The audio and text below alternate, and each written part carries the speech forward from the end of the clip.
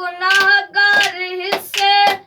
पर रहमत दी ते तलबगार हिस्से मुहम्मद दे सदके खुदा बख्श देवी तोड़े जेद में खताकार हिस्से तै जियां सोहना निभा कई जावना ना मुहम्मद दा मिठा मन भावना